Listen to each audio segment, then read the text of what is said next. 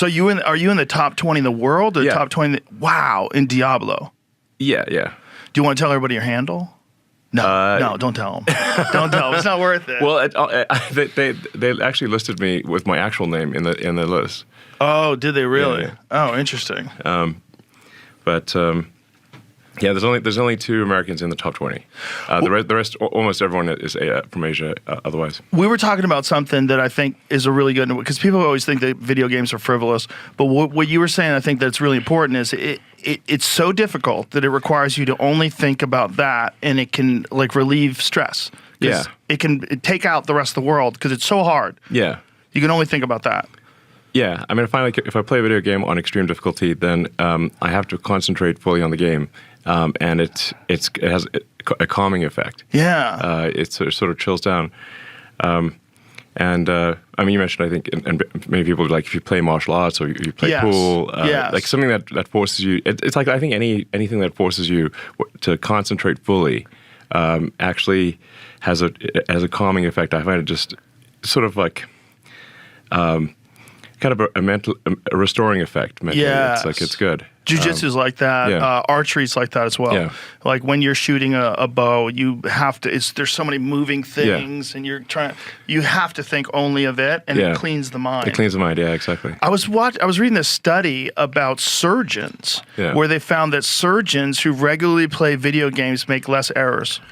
Well, I mean, video games require manual dexterity, so it makes sense. Completely makes sense. Actually, if somebody was like epic at video games, I'd say like their surgical skills can be very good, because in order to be good at video games, any kind of fast reaction video games. Look at this: 32% fewer errors, 24% faster, and scored 26% better overall than their non-player colleagues. Oh, I believe that for sure. Incredible. Well, then that you should be required in medical school to play video games. Don't you think? If somebody's like a top-ranked video game player and they say they're a surgeon, I'd be like +1, +2 type of thing. Oh, top rank for sure. Well, but this isn't even top rank. This is just people who play. Well, your manual dexterity has to be extremely high. Yes. So you're looking at things on a screen. You're reacting, and sometimes you got like 10 milliseconds to react. Yes. And so if somebody's got incredible reaction times and manual dexterity, they're obviously going to be a good surgeon. Imagine if there was a course that you could take. That course would promote. You would be 26% better. Yeah.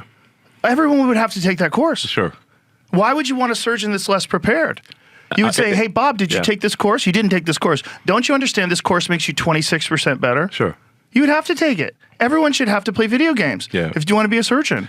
Well, I think it certainly would be a very good test to see if somebody can't play video games well. Like, that means, because you got to move both hands simultaneously. Right. You've got to react to something very fast, then on the screen. So, and if your keystrokes or your mouse clicks or whatever are wrong, then you lose the game. Right. So, if somebody's has a good rank in video games, I would say that their manual dexterity must be extremely good. Well, it's so hard. Their fine motor skills have to be excellent. If you think about like StarCraft or any game like Quake, any game where a lot of people are playing, to rise to the top, you have to be exceptional. Period. As a human being, there has to be something exceptional about you. Yeah, actually, if I mention Quake, way back in the day, I was one of the world's best Quake players. I know we talked about this. Yeah. I loved Quake. Yeah.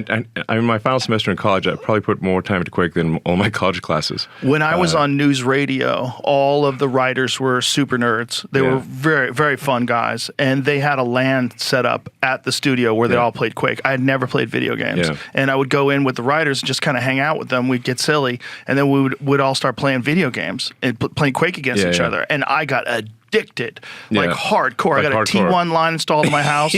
I went hardcore. Yeah, exactly. Checking how many milliseconds of latency. Oh yeah, I was fully addicted. I was making my own computers. I was going to Fry's Hardware and buying motherboards and putting everything together. And it was too much of a time suck, though. Yep. I'm an obsessive person. I can't get involved. Like, I can't play golf.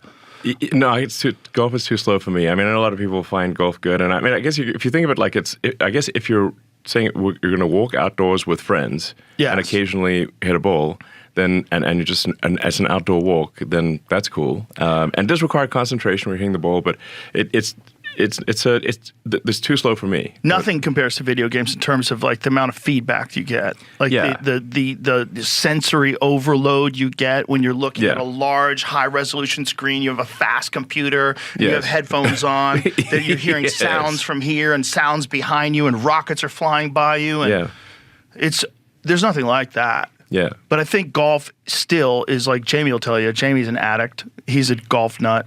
It's super addictive, and it takes 8 hours a day. It's yes. Once you get into golf, I guess any sport it gets super addictive. But for me, the intensity of video games is hard to beat. Yes, people dismiss it because they think it's just a waste of time. But we're showing like real world benefits of people playing video games. Yeah. If you want to be a drone operator, it's the only game in town. Yeah, I mean, absolutely. You have to get really good at video games. Yeah, for sure. So, in fact, I can actually tell like what my mental acuity is if I play a very hard video game. So if I'm trying to sort of get like an extremely good clear time in Diablo or something like that, or a first-person shooter, whatever the case may be. Like if I can tell that I'm tired, or my brain's not working as well as it should. It's like a mental calibration. You can tell immediately. Like how good is your mental state? Right, right. So it's like if you're trying to play really well, like if you play late at night and you're tired, you just play badly. Right. And you can say, okay, you may think that your brain is working well, but it isn't.